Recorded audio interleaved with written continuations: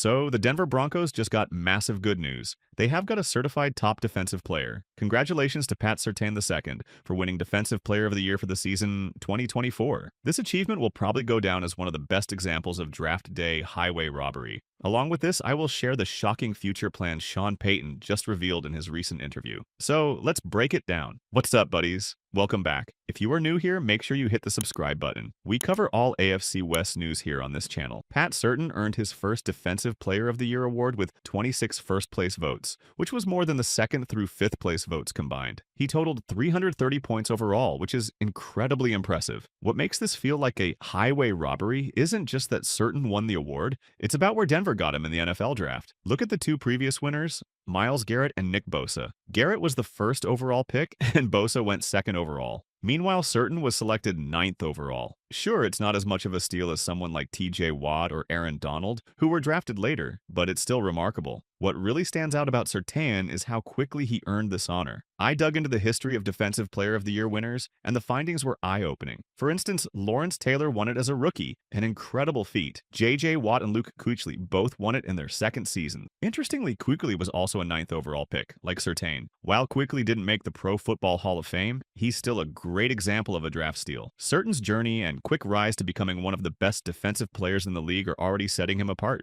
Picked by the Panthers back in 2012, Luke Kuechly also claimed Defensive Player of the Year in his second season. Khalil Mack won it in his third season, along with Ed Reed and a few others from the past. Pat Surtain II, on the other hand, is one of just 8 players to win Defensive Player of the Year in their fourth season. Altogether, only 16 players in NFL history have achieved this award within their first 4 seasons. Considering there have been about 60 total winners, it's safe to say Surtain is in elite company. Denver has secured greatness for the next decade with Surtain. We're talking about one of the best players at a cornerstone position, and he hasn't even reached his prime yet. In my eyes, we're just scratching the surface of what PS2 can do. The Broncos now have a true lockdown corner, someone who's going to give opposing teams headaches and nightmares for years to come. The funniest thing about Surtain winning this award is how he finished the year. It wasn't even like he had an excellent last 5 or 6 weeks of the season. Sometimes voters fall into recency bias, focusing more on the end of the season than the start. But that wasn't the case with Pat Surtain II. What's interesting is that he didn't even have a standout start to the year. Remember how the Broncos defense looked against Geno Smith and the Seahawks back in week 1? It wasn't great.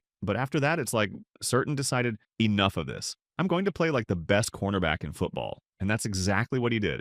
I thought this tweet from Arik Dalala, the Broncos team reporter, summed it up perfectly. Surtain is the first cornerback in NFL history to win Defensive Player of the Year and earn 2 first-team All-Pro selections in his first 4 seasons. Only 10 players in NFL history have done that, and of the 5 who are Hall of Fame eligible, 4 are already in Canton. PS2 isn't just taking steps toward the Hall of Fame, he's sprinting toward it. When we look back at the 2021 NFL Draft, Denver's decision to pick Surtain ninth overall was critical. It was also highly debated, with many people thinking the Broncos should have gone with Justin Fields and taken a quarterback. But George Payton said, "Nope, I see a future Hall of Famer in this guy." And if they had to do the 2021 draft all over again, I can't see a world where Surtain falls out of the top 3. Sure, the Jaguars probably stick with Trevor Lawrence at number 1, but after that, the Jets, 49ers, and Falcons would likely make different choices. My guess is it would go Lawrence at 1, Jamar Chase at 2, and Surtain at 3. Maybe someone like Penei Sewell slots in at 4, but Surtain is absolutely flying up a redraft after the start to his very young career. Thank God Patrick Surtain wasn't traded. This was a big topic around midseason when the Broncos looked like they might have a full-blown fire sale. Bradley Chubb was traded, and there were a lot of discussions about Courtland Sutton and Jerry Jeudy. These weren't just rumors either. Sean Payton publicly said they took phone calls about those players. Ultimately, they dealt Chubb, held on to Sutton, and kept Jeudy. But there were also calls about Surtain's availability, and the Broncos stood firm,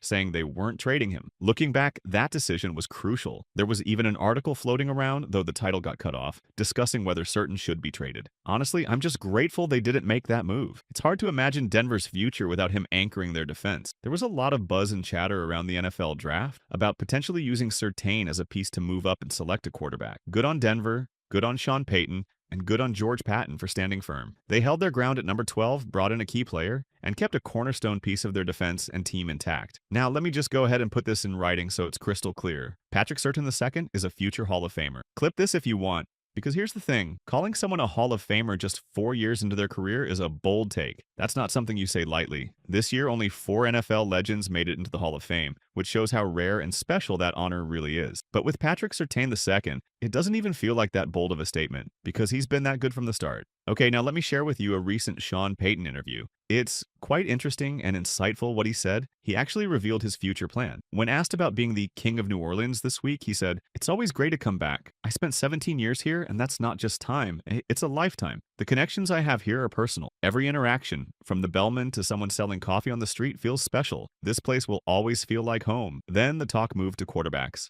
Someone brought up his viral comment about wanting to fall in love with a QB during the draft. He responded, "We're in a great place with him. People doubted him before the draft. They said he couldn't throw deep. But look at the numbers. Third in the NFL for 20-plus yard completions. He's athletic, smart, and much better than critics thought." The hardest part was ignoring all the noise. When asked what sealed the deal for this quarterback, Sean Payton explained that Bo Nix stood out because of a combination of qualities that are rare and essential for success in the NFL. Payton was impressed by his arm strength and pinpoint accuracy, which made him the most accurate passer in college football history. This level of precision is a significant advantage at the professional level. Payton also praised his maturity, noting that he carries himself professionally and makes smart decisions on and off the field. Additionally, he never fumbled during his time at Oregon, demonstrating excellent ball security, a crucial trait in the NFL. He also has a knack for avoiding sacks, showing his ability to read defenses quickly and make smart decisions under pressure. On third downs, one of the most critical moments in football, he was the best in his class, even when accounting for tougher throws. These traits combined convinced Payton that Bo Nix was not only talented,